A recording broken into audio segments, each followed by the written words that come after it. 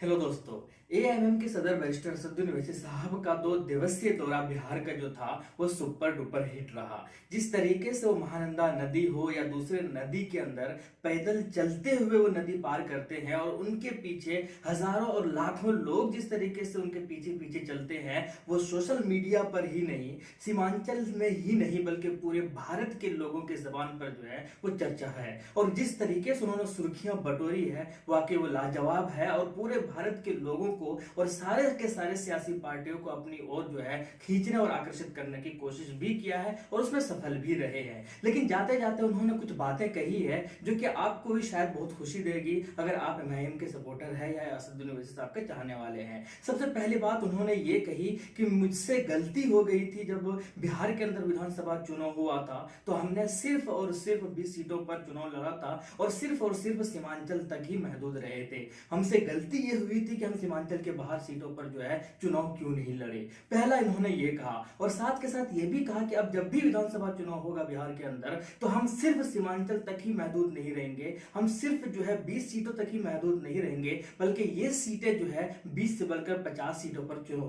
पहुंच जाएगी और हम 50 सीटों पर चुनाव लड़ेंगे और सीमांचल के बाहर भी जाकर हम चुनाव लड़ेंगे। इस चीज को जो है घोषणा असदुद्दीन ओवैसी साहब ने खुले तौर पर ऐलानिया तौर पर कर दिया है। इसके साथ उन्होंने ये भी कहा कि जब लोकसभा चुनाव होगा 2024 के अंदर तो वहां पर सीमांचल के अंदर जो पहले सिर्फ एक सीट पर चुनाव लड़ा था किशनगंज के अंदर, अब वो एक सीट नहीं बल्कि सीमांचल के बाकी सीटों पर भी जो है हम विचार कर रहे हैं लोकसभा चुनाव के अंदर अपना उम्मीदवार उतारने का। याद रहे कि सीमांचल के अंदर 5 लोकसभा सीट जो आते हैं, अगर उन पांचों पर अपना उम्मीदवार उतारते हैं असदुद्दीन ओवैसी साहब तो याद रहे कि सीमांचल के अंदर इनके चाहने वाले बहुत है, इनके फैन फॉलोइंग बहुत है और इन्हीं की वजह से बिहार के अंदर जो 5 सीटों पर जीत हुई थी वो उम्मीदवार को नहीं देखा गया था बल्कि वो जो चेहरा देखा गया था, वो जो पार्टी देखी गई थी, उसी पार्टी की बुनियाद पर उन लोगों को भी जीत हुई। साथ के साथ इन्होंने ये भी कहा कि जो वो लोग जो 4 विधायक थे वो जो आरजेडी के अंदर चले गए हैं उनके सामने उन्होंने एक बातें रखी है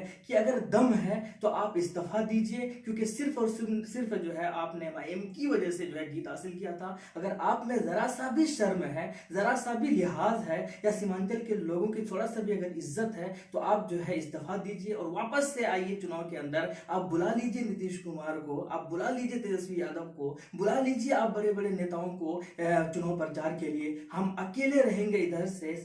एमआईएम की तरफ से और एक भी सीट किया आप जो है जमानत भी नहीं बचा पाएंगे, ये हाल आपका हो जाएगा। ये खुले तौर पर जो है चैलेंज भी किया था। लेकिन अच्छी बात यह है कि जिस तरीके से लोगों से मिले हैं या लोग जिस तरीके से आकर्षित हुए हैं वाकई वो काबिले तारीफ है। और ये पहली बार नहीं है कि इस तरीके के काम करके एमआईएम के सदर असदुद्दीन ओवैसी साहब ने सुर्खियां बटोरी है, बल्कि इससे पहले भी गरीब लोगों को कभी सीने से लगाकर या कभी उनके इलाकों में जाकर या कभी उनके घर में जाकर उन खाना वहां के लोगों के साथ खाना खाना या फिर वहां पर जाकर मुसल्ला बिछाकर नमाज बिछाकर नमाज अदा करना, इससे और भी बहुत लोगों का दिल पहले भी जीत चुके हैं। ये बात याद रहे कि हाल ही में इनके अच्छे कामों के लिए ही और संसद के अंदर सदन के अंदर आवाज उठाने के लिए ही, आर्गुमेंट में भाग लेने के लिए ही, डिबेट में हिस्सा लेने के लिए ही बेस्ट संसद का अवार्ड भी मिला था, जो कि खूब सुर्खियां भी बटोरी थी। और कांग्रेस वाले तो यहां तक इनके ऊपर इल्जाम लगा दिया था कि अवार्ड जो है बीजेपी को फायदा पहुंचाने के लिए बीजेपी वालों ने ही इसे दिया है,